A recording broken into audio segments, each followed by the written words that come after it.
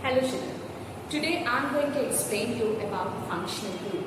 Functional group in organic compounds. You know about organic compounds, carbon compounds, like because of the versatile nature of carbon due to its tetracovalency, catenation, multiple bonding, isomerism and polymerization techniques, n number of carbon compounds are present in nature. Like they are natural compounds, they are synthetic compounds even. And these n number of hydrocarbons or carbon compounds are categorized into different compounds with the help of the functional group. What is this functional group? An atom or a group of atoms which when are connected to the carbon chain. The carbon chains may be alkyl chains or aryl chains. When they are connected to the carbon chains, they give specific physical as well as chemical properties to the organic compound. Such atoms or group of atoms are called as functional groups, right? So before going to the functional groups, you know about alkanes, alkenes and alkynes. Alkanes are saturated hydrocarbons with single bond where carbons are undergoing sp3 hybridization, and alkenes are with double bonds and alkynes with triple bonds. In alkenes, sp2 hybridization is seen, and in alkynes, sp hybridization is seen.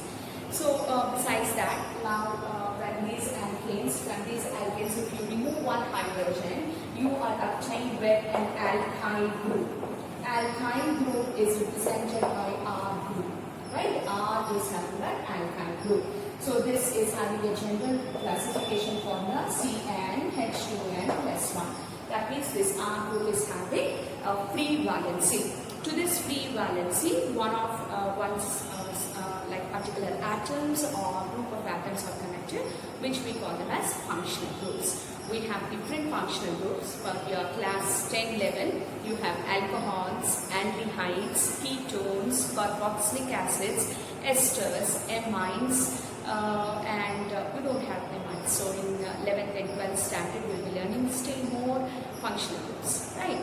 So coming to the initial functional group, we come across with alcohols. What are these alcohols? Alcohols are the organic compounds which are having bond OH as a functional group.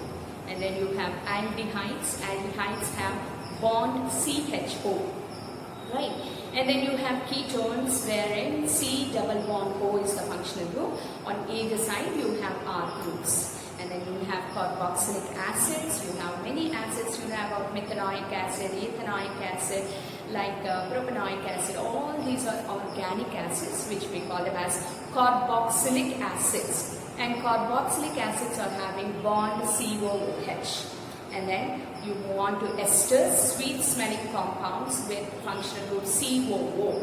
And then you have amines, NH2, that is nitrogen, like nitrogen compounds, and you have certain important groups like halo groups, alkyl groups, as well as nitro groups, which are considered as substituents. And one more important thing, children, like all these functional groups are represented as suffix. They are given with certain alphabets, and particular functional group is mentioned with particular suffix. And substituents are mentioned with prefix. These all you have to remember, you have to go through, because every organic compound is having an IUPAC name, International Union of Pure and Applied Chemistry, which has assigned certain rules and regulations for naming the compounds. Okay, so initially for now, I'm going to explain you functional groups, right?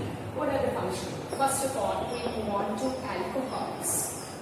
Coming to alcohols, the functional group of alcohol is bond OH. So they are represented as ROH, and the suffix that is used is OL, is the suffix, right?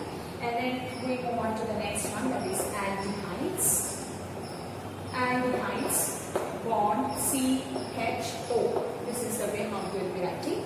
And if you elaborate this, single bond C, double bond O, single bond H. This is the way how you will be representing, or you will be writing the bonding structure. C is making a double bond with oxygen and single bond with H. So CHO is written as bond C double bond O, single bond H. And here I'm writing suffix. The suffix is AL for aldehydes. like you have a homologous series like methanal, like ethanal, propanal, in that way. If they are alcohols, we call them as methanol, ethanol, propanol, like that. Okay, after aldehydes, we move on to ketones. What are these ketones?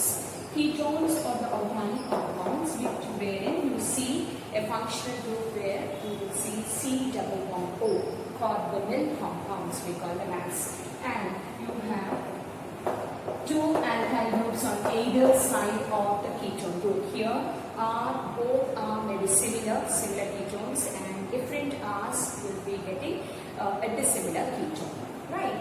And the ketones are given a suffix maybe O-N-E, like the very first homolog, the first member of the homologous series of ketone is acetone, is a common name. We call it as propanone.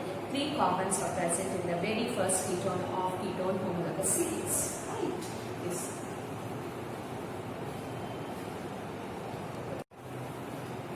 After ketones, we move on to carboxylic acid. Carboxylic acid consists of a functional group bond COOH.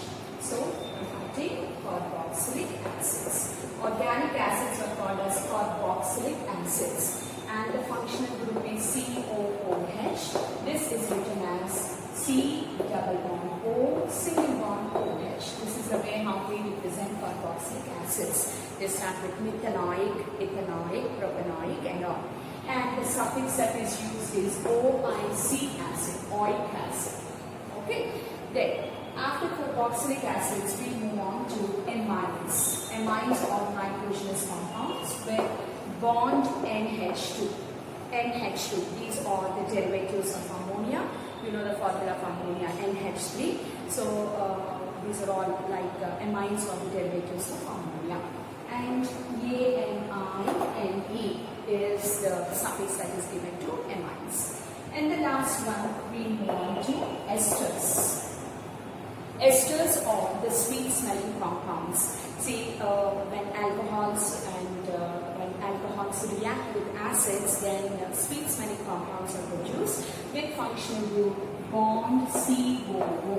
This is the functional group, and if you write C double bond O single bond O.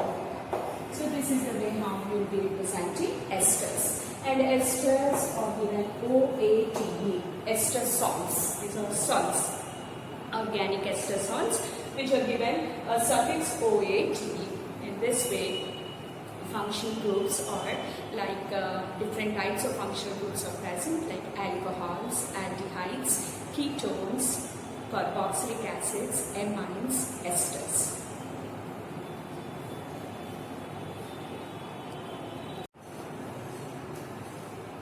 Besides functional groups, there are some other important groups, namely substituents. These substituents are referred with a prefix in the IUPAC name of the organic compound.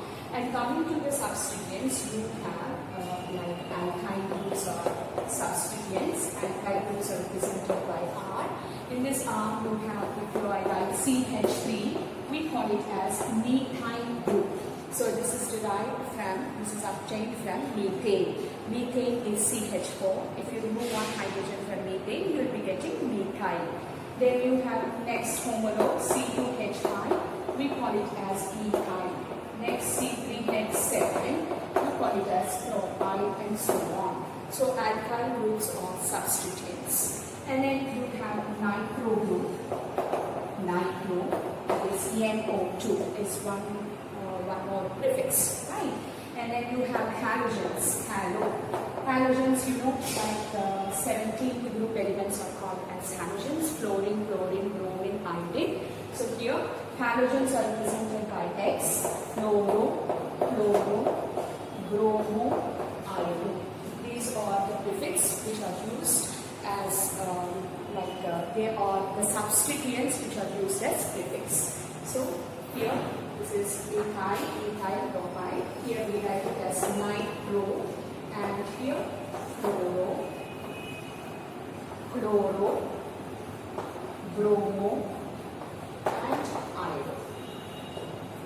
Okay, so So I hope you all understood about the importance of functional group, how to represent a functional group in IUPAC name, and also the importance of substituent and how these substituents are considered as prefix in IUPAC nomenclature.